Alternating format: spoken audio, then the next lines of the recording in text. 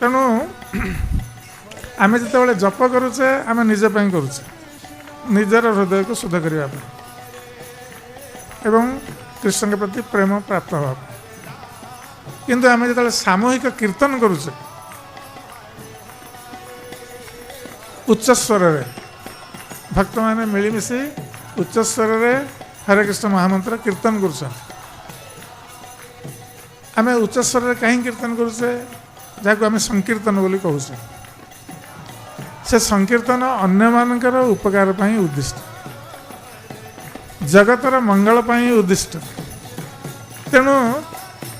जगतर कल्याण पाई मंगल पाई आम उच्च स्वर रे हरि नाम संकीर्तन करुचे ताहा किपरि जगतर किपरि कल्याण हम कारण आमे जो माने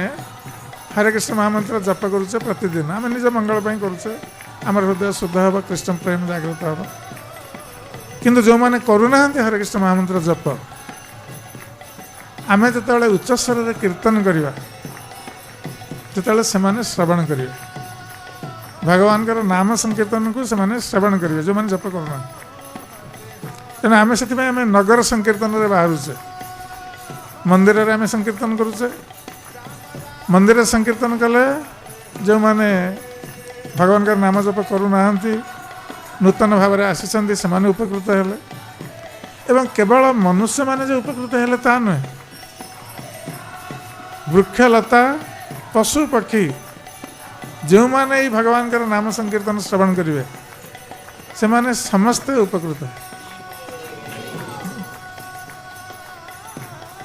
तेणु ये हूँ जगत मंगलर कार्य जे आमे केवल निजर उपकार करूना हरिनाम संकीर्तन द्वारा